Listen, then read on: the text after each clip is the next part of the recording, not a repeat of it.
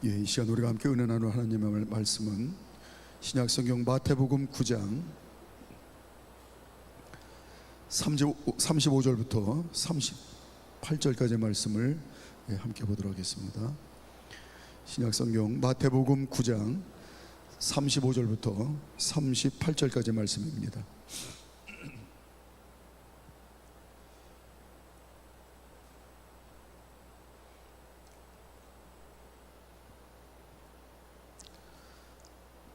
살아계신 하나님의 말씀을 저 한 절씩 교독하시겠습니다. 예수께서 모든 도시와 마을에 두루 다니사 그들의 회당에서 가르치시며 천국 복음을 전파하시며 모든 병과 모든 약한 것을 고치시니라. 무리를 보시고 불쌍히 여기시니 이는 그들이 목자 없는 양과 같이 고생하며 기진함이라. 이에 제자들에게 이르시되 추수할 것은 많되 일꾼이 적으니 그러므로 추수하는 주인에게 청하여 추수할 일꾼들을 보내주소서 하라 하시니라. 아멘. 우리가 장례 병원에 있는 장례식장에 갈 때가 종종 있습니다. 그래서 이제 조문할 그 병실을 이제 장례식 그 호실을 찾아가다 보면 원치 않게 또 다른 이제 호실을 지나가다 보면 그 영정 사진이 이렇게 보이게 되는데, 거기에 보면 때로는 아주 젊은 사람, 또 중년의 어른, 아주 연세가 많으신 또 노인분들 이렇게 그 영정 사진을 통해서 볼 수가 있습니다. 뿐만 아니라 뭐 그런 일들이 뭐 없겠지만 가정을 해보는 겁니다. 병원 장례식장에 가서 우리가 그 시신을 보관하는 냉동 창고가 이제 있을 텐데, 거기에 많은 시신들이, 특히 이제 대학병원 그 장례식장 같은 경우는 이제 많은 그 시신들이 있을 텐데, 가정을 해서 이제 그 시신들을 일일이 들여다볼 수 있는 기회가 있다, 이렇게 생각을 해보면 말씀드린 대로 아주 어린 나이도 있을 거고 젊은이도 있을 거고 또 중년의 어른, 또 연세 드신 어른분들, 또 가난한 사람, 부자, 또 돌아가시기 전에 유명한 정치가, 또 학자, 또 감옥에서 이제 수감했던 또 죄수, 다양한 그런 면면들이 있을 줄로 압니다. 자, 그런데 이미 운명한 그 시신을 보고 그 외모를 보거나 아니면 그의 살아생전의 스펙, 경력을 보고 부러워할 사람은 아마 단 한 사람도 없을 겁니다.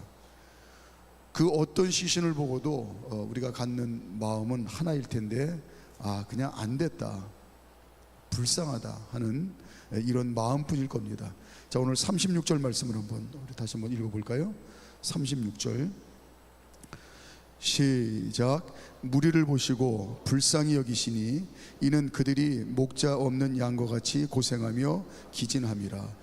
지금 예수님 주변에 이제 많은 무리들이 있었는데, 그 현장에 있는 그 사람들의 면면만 보고 예수님이 불쌍히 여기셨다라기보다는 오히려 온 세상을 향한, 이 세상을 살아가는 세상 사람들 향한 예수님의 마음이 불쌍히 여기시는 마음이다 라고 하는 그 마음을 표현한 걸 겁니다.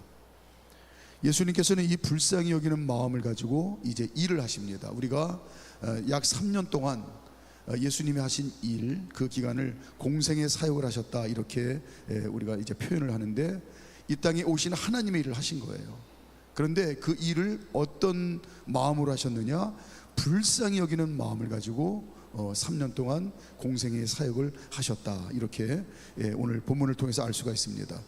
이 불쌍히 여기는 마음을 가지고 세상을 살리기 위한 그런 사역을 하셨죠.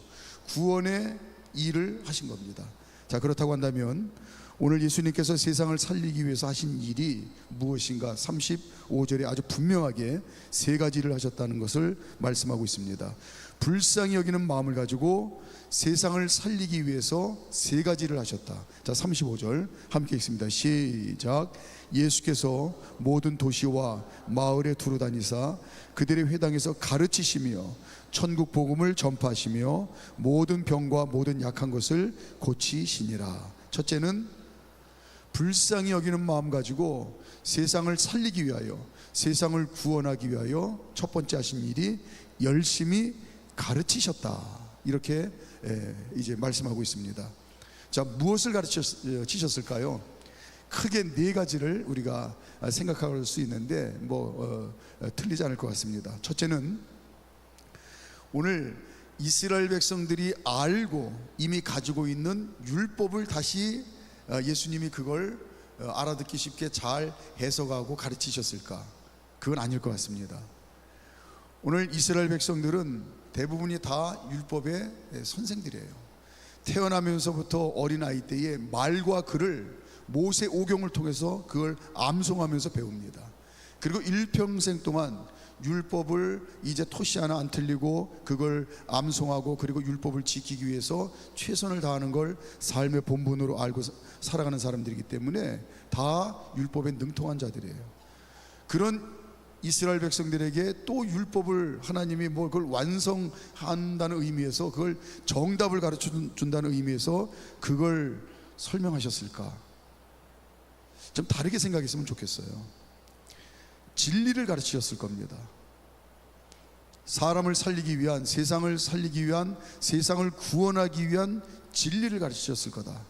진리 중에 첫 번째 진리는 당연히 첫사람 아담과 하와가 하나님의 명령에 불순종함으로 인해서 죄인이 되었다는 사실을 가르치셨을 겁니다. 이게 예수님이 이 땅에 오신 첫 번째 출발점이에요. 왜 하나님이 사람으로 이 땅에 오셨는가? 그 시작의 출발점이 뭐냐면 첫사람 아담과 하와가 하나님의 명령에 불순종함으로 인해서 죄인이 되었기 때문에 이 땅에 오신 이후의 첫 시작입니다. 창세기 2장 17절에 보면 선악을 알게 하는 나무의 열매는 먹지 말라, 내가 먹는 날에는 반드시 죽으리라 하시니라 말씀하셨습니다. 우리가 알다시피 에덴 동산의 가운데에 생명나무와 선악을 알게 하는 나무를 이제 심어 놓으셨는데 여기에는 분명한 하나님의 뜻이 있으시죠. 아담과 하와를 하나님의 형상대로 이제 지으셨습니다. 아담과 하와에게 생명을 주셨어요. 그리고 하나님 자녀답게 하나님 사랑 안에서 가장 행복한 삶을 살도록 에덴의 축복을 삶의 터전으로 허락하셨습니다. 그리고 그 에덴의 축복 안에서 가장 하나님 자녀다운 복된 삶을 살도록 하나님 또 은혜의 통로를 주셨는데 그게 바로 동산 가운데에 생명나무와 선악을 알게 하는 나무를 주시고 명령을 하신 거예요. 선악을 알게 하는 나무의 열매는 먹지 말라. 하나님의 명령은 하나님의 말씀인데 하나님의 말씀은 하나님입니다. 동산의 가운데 심어놓은 이유가 생명나무의 열매뿐만 아니라 에덴의 모든 걸 다 내 것처럼 마음껏 누리는데 선악을 알게 하는 나무의 열매는 먹지 말라고 하는 그 말씀까지도 다 네 것인데 마음껏 누려라, 이건 먹지 말라는 말씀까지도 하나님의 말씀이에요. 하나님의 말씀은 하나님입니다. 하나님을 기억하라는 거예요. 하나님을 기억하라고 하는 것은 하나님의 은혜를 기억하라는 거예요. 내 생명도 하나님이 주셨고 이 에덴의 모든 것도 하나님이 주셨다는 사실을 기억하라는 겁니다. 모든 것이 하나님의 은혜인 줄 알고 주신 것을 감사하며 누리는 것이 바로 에덴의 축복이라는 거예요. 그러니까 선악을 알게 하는 나무의 열매를 먹지 말라라고 하는 명령과 똑같은 명령이 뭐가 있느냐면 이 에덴의 생명나무를 포함해서 이 에덴에 있는 모든 건 다 내 것이다, 마음껏 누려라 라고 하는 명령과 동일하게 선악을 알게 하는 나무의 실과는 열매는 먹지 말라. 하나님의 명령은 하나님의 말씀이고 하나님이고 또 하나님의 은혜를 기억하는 통로입니다. 은혜를 감사하며 사는 것이 에덴의 축복을 누리는 비결이에요. 자, 그런데 하나님 말씀에 순종하여 에덴의 천국을 마음껏 누리던 아담과 하와가 하나님의 명령을 생명나무와 선악을 알게 하는 나무를 하루에도 수십 번 보면서 하나님을 기억하고 하나님의 은혜를 기억하고 그 은혜에 감사하는 삶을 잘 살다가 어느 날 사탄의 거짓말에 넘어갑니다. 창세기 3장 4절과 5절에 보면 뱀이 여자에게 이르되 너희가 결코 죽지 아니하리라. 거짓말을 합니다. 너희가 그것을 먹는 날에는 너희의 눈이 밝아져 하나님과 같이 되어 선악을 알 줄 하나님이 아심이니라. 네가 이 선악을 알게 하는 나무의 열매를 먹으면 네가 이 에덴 동산의 진짜 주인이 된다. 그래서 이 에덴 동산의 주인이 내가 돼서 내 인생을 내 힘으로 살면 지금보다도 훨씬 더 행복하게 살 수 있다라고 하는 거짓말을 해요. 문제는 아담과 하와가 하나님의 말씀보다 사탄의 거짓말을 믿고 하나님의 말씀에 불순종합니다. 이 불순종이 죄예요. 그리고 하나님 없이 자기 힘으로 지금보다 더 잘 살 수 있다고 생각한 이 생각이 죄입니다. 그러니까 우리가 집 나간 둘째 아들의 이야기, 우리가 탕자의 비유라고 흔히 얘기하는데, 거기에 나가서 재산을 다 탕진하고 빈손으로 거짓골을 하고 돌아왔기 때문에 그가 탕자가 아닌 거예요. 탕자인 것이 아닙니다. 이미 아버지 집 대문을 나서는 순간부터 그는 탕자예요. 아버지 없이 내 힘으로 내 인생을 더 잘 살 수 있다고 하는 그 생각을 가지고 아버지 울타리를 벗어나는 순간부터 그는 탕자입니다. 죄인인 거예요. 이렇게 아담과 하와가 죄를 짓고 죄인이 되었다는 사실을 먼저 예수님이 가르치셨겠죠. 두 번째는 이 아담과 하와가 지은 죄가 이 땅에 태어나는 모든 사람들에게 영적인 유전으로 그대로 물려진다는 사실을 예수님이 가르치셨습니다. 그래서 이 땅에 태어나는 모든 사람들은 자신의 의지와는 상관없이 죄인으로 태어난다. 죄를 가지고 태어났기 때문에 죄인이에요. 죄인이기 때문에 하나님 없이 사는 걸 당연하게 여깁니다. 로마서 5장 12절에 보니까 그러므로 한 사람으로 말미암아 죄가 세상에 들어오고 죄로 말미암아 사망이 들어왔나니 이와 같이 모든 사람이 죄를 지었으므로 사망이 모든 사람에게 이르렀느니라. 이 DNA를 통한 유전은 본인의 선택과는 상관이 없습니다. 자, 가장 우리가 쉽게 우리의 몸으로 경험하고 확인할 수 있는 DNA 유전이, 저와 여러분 여기 계신 분들 모든 분들이 이 DNA에 변이가 일어나지 않는 그런 천만다행의 또 그런 이제 생명을 얻었습니다. 그래서 여기 보니까 다 머리가 하나씩이시네요. 그죠? 머리가 하나고 보니까 여기 계신 분들도 눈이 그 위치에 눈이 딱 두 개네요. 코가 비슷한 위치에 하나네요. 입도 제가 이렇게 보니까 거의 같은 위치에 하나네요. 귀가 두 개고 팔이 두 개네요. 다리도 두 개네요. 여러분들이 선택한 게 없습니다. 이 땅에 태어나서 살 때에 눈이 두 개여야, 그 위치에 두 개여야 내가 일평생 사는데 불편함 없기 때문에 여러분들이 뷔페에 가서 여러분 입맛에 맞는 음식을 고르듯이 여러분이 선택한 지금 신체 구조가 아닙니다. 자신의 의지와는 상관없이 유전으로 물려받은 그 모습을 가지고 태어난 거예요. 부모님의 그 겉모습과 또 비슷하게 태어나는 이 신기한 또 DNA의 이 신비가 있습니다. 그런데 그것도 불완전하게 비스무리하게 이제 물려받죠. 심지어는 우리의 성격이나 이 정신적인 유전도 물려받아요.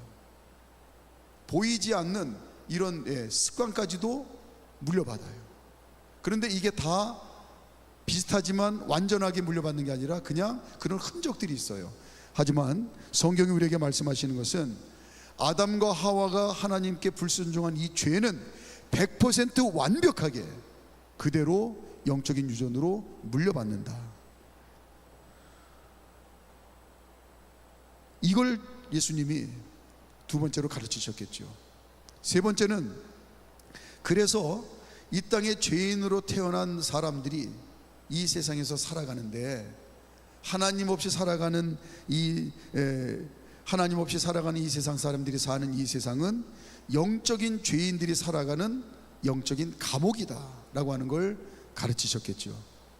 이게 왜 영적인 감옥이냐면 감옥 안에는 진정한 자유가 없습니다. 진정한 자유가 없는 건 진정한 행복이 없는 거예요. 그래서 진리가 너희를 자유케 하리라 하신 말씀이 뭐냐면, 예수님으로 인해서 이 죄로부터 구원받고 그리고 이제 이 죄로부터 자유함을 얻는데 새 생명의 이제 은혜가 우리에게 덧입혀진다고 하는 것을, 그래서 그렇게 진리가 너희를 자유케 하리라 말씀하신 거겠죠.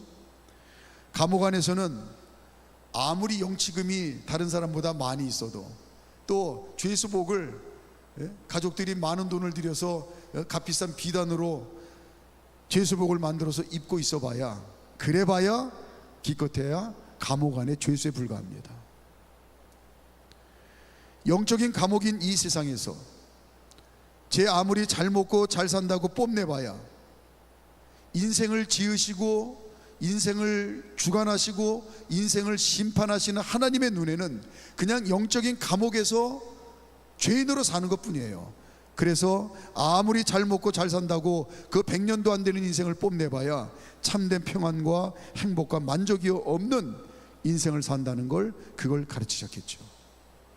네 번째는, 이렇게 죄인으로 하나님 없이 살다가 죽으면 그것으로 끝나는 것이 아니라 반드시 하나님 앞에서 심판을 받고 지옥에서 영원히 저주와 고통 가운데 신음하게 될 것이다 라고 하는 걸 가르치셨겠죠. 그 가르침의 비유의 말씀이 부자와 거지 나사로의 이야기입니다. 부자는 그 누구보다도 이 세상에서 가장 잘 산다고 자부하는 사람이었어요. 그런데 그가 하나님 없이 사는 그 죄 때문에, 다른 이유가 없습니다. 누구보다도 자선을 많이 행했을 수도 있고, 누구보다도 가장 반듯한 인생을 살았을 거고, 누구보다도 많은 사람들에게 좋은 영향력을 미치는, 자타가 공인하는 존경받는 인생을 얼마든지 살았을 수 있을 거예요. 하지만 그는 그 모든 것이 하나님 심판대 앞에서는 아무런 소용이 없더라 이 말이죠. 하나님 없이 산 그것이 그 죄 때문에 하나님 앞에서 변명의 여지도 없이 지옥으로 던져지는 인생 살 때에 그제서 후회하고, 나는 어쩔 수 없지만 내 형제 다섯이 나처럼 이걸 모르고 사는데 가서 꼭 이 사실을 전해 주십시오 하고 간절하게 애타게 애원하는 그 모습을, 그 비유를 통해서 예수님이 가르치셨습니다. 반드시 심판이 있는데 심판대 앞에서는 하나님 없이 산 그 죄 때문에 영원히 지옥에서 망하는 인생이 될 것이다. 고린도후서 5장 10절에 이는 우리가 다 반드시 그리스도의 심판대 앞에 나타나게 되어 각각 선악간에 그 몸으로 행한 것을 따라 받으려 함이라 라고 했습니다. 이 진리를 가르쳤겠죠. 열심히 최선을 다해서 이제 예수님이 이 땅에 오신 이유를 가르치신 겁니다. 자, 두 번째는 보니까 천국 복음을 전파하셨다. 복음은 말 그대로 기쁜 소식입니다. 복된 소식이에요. 복복자에다가 소리음자. 자, 아까 말씀드린 대로 이 세상은 하나님 없이 사는 사람들이 사는 영적인 감옥이라고 그랬어요. 감옥에 갇혀 있는 죄수들에게 가장 기쁜 소식이 무엇이겠습니까? 아이고, 교도관이 와서 오늘 보니까 당신 가족이 10만 원 영치금 입금했습니다. 이게 가장 기쁘고 복된 소식일까요? 아이고, 당신 죄수복이, 아니 당신 운동화가 좀 다른 것 같다고 좋은 기질의 그런 죄수복을 다시 맞춤으로 오늘 보내왔네요. 당신 운동화 20만 원짜리 이거 값비싼 명품을 보내왔네요. 이게 기쁜 소식일까요? 천만의 말씀입니다. 감옥 안에서 지금 죽게 생겼는데 무슨 금은 보화가 소용이 있고 명예 권세가 무슨 소용이 있겠습니까? 그저 죄를 탕감받고 감옥에서 나오게 되었다는 소식이, 그게 복된 소식이요 기쁜 소식입니다. 죄인으로 태어나서 잠깐뿐인 인생 살다가 뭐 대단한 것 붙들고 사는 것 같은데 나중에 죽을 때 보니까 아무것도 없는 그런 헛된 인생 살다가 그 죄 때문에 지옥에 갈 인생들에게 가장 기쁜 소식은 죄를 용서받았다는 소식입니다. 예수님께서 바로 이 죄를 대신 갚아주시기 위해서 오셨다는 사실을 전파하셨겠죠. 이 죄는 자신의 의지하고 상관없이 물려받은 이 죄는 오직 하나님이 이 땅에 사람으로 오셔서 하나님의 목숨값으로만 갚아주실 수 있는 죄라고 하는 것을 그걸 가르치셨겠죠. 죄의 탕감은, 죄의 크기는 판사, 법관이 하는 겁니다.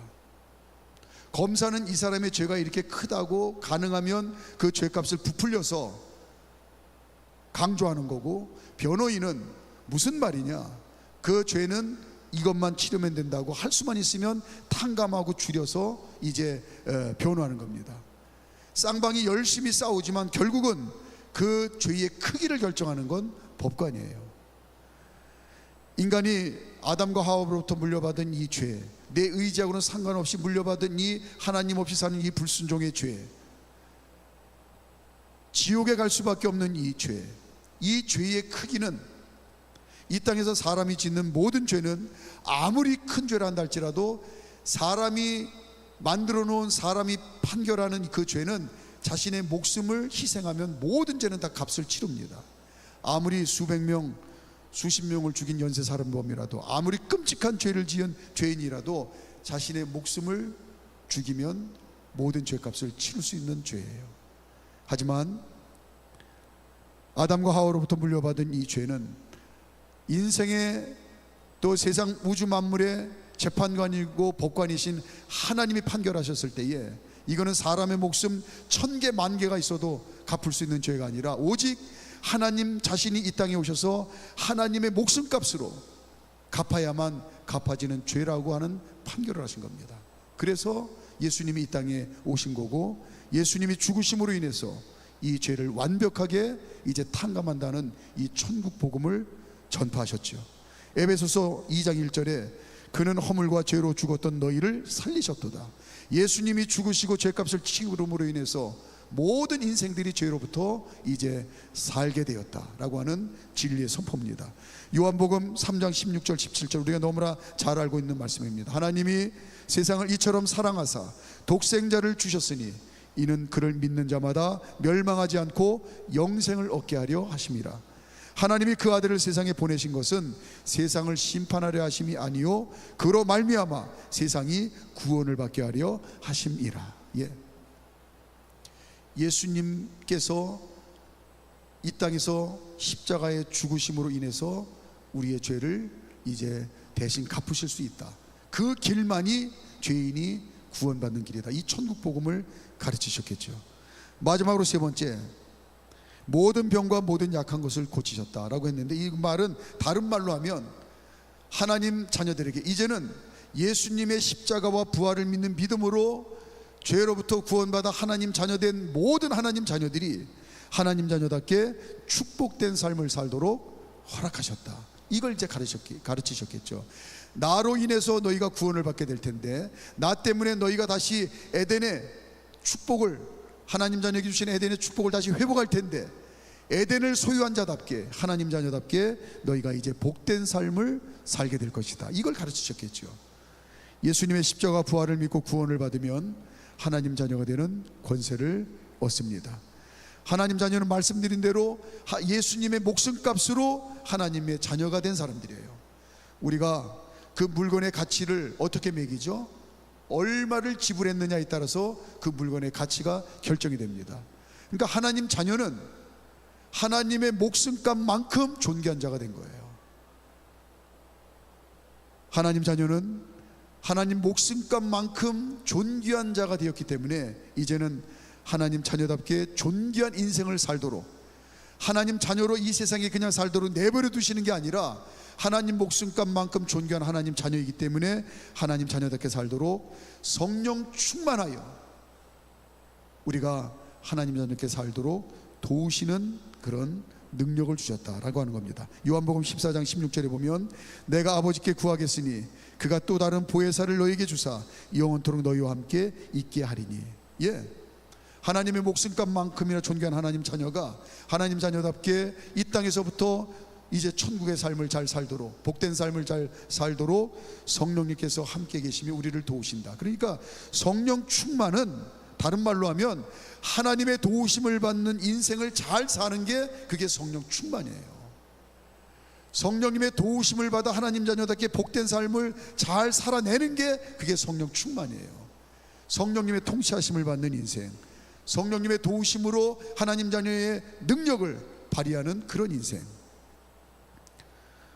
그 누구보다도 능력 있는 인생을 살게 된 거죠. 왜냐하면 내 힘으로 사는 게 아니고 이제는 성령님의 도우시는 능력으로 살기 때문에, 하나님의 도우심을 받는 인생으로 살기 때문에 이제는 그 누구보다도 능력 있는 인생을 살게 되었다. 그게 축복된 삶입니다.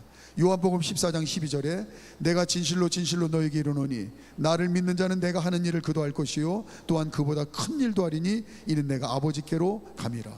무슨 얘기입니까?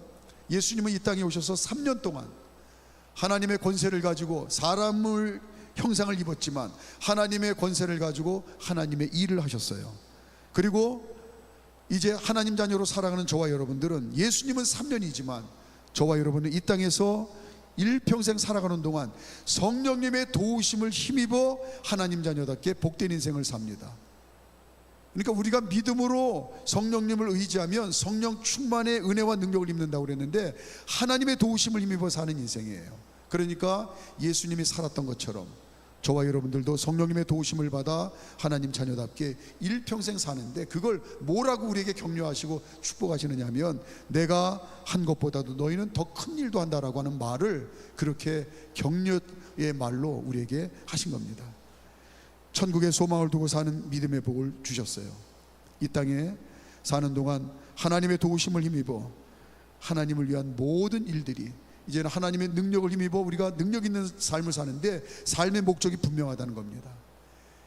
나 자신을 위한 삶을 사는데 하나님이 어떻게든지 나 하나 잘 살도록 그렇게 능력을 주시는 것이 아니라, 하늘의 소망을 두고 하나님의 도우심을 힘입어 하나님을 위한 모든 일들을, 하나님 자녀답게 하나님을 위한 모든 일들을 이제 잘 할 수 있도록 힘을 주시는데, 그게 결국은 하늘 천국의 열매를 쌓는, 나를 위한 영원히 천국에서 누릴 거룩한 영적인 투자라고 하는 걸, 그걸 또 결국은 알게 하신다는 겁니다.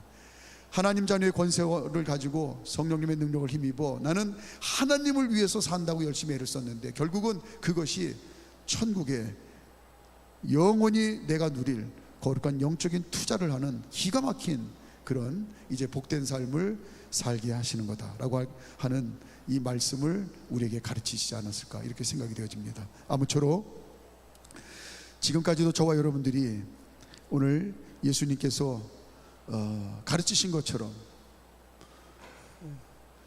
예수님 거룩한 뜻대로 저와 여러분들이 믿음으로 여기까지 잘 살아오고 있는데, 천국 복음을 소유한 하나님 자녀답게 천국에 이르는 그날까지, 또 우리가 하나님을 위해서 사는 믿음의 삶이 하늘 천국에 이제 나를 위한 영원한 거룩한 투자를 하는 기가 막힌 하나님의 인도하심이라는 믿음을 가지고 날마다 저와 여러분들의 신앙의 삶이 행복하고 또 기쁘고 즐거운 그런 믿음의 삶이 되었으면 좋겠습니다. 그래서 오늘도 하나님 앞에 예배하기 위해서 나왔는데, 오늘도 예배하신 은혜를 충만히 받고 또 새 힘 얻어서, 그렇지, 믿음으로 살아가는 내 삶이 옳지 하는 이 믿음의 확신을 가지고 다시 세상에 나가서 또 남은 주일까지 힘있게 능력 있게 승리하는 하나님 거룩한 종들 되시기를 주님의 이름으로 축복합니다. 자, 우리 324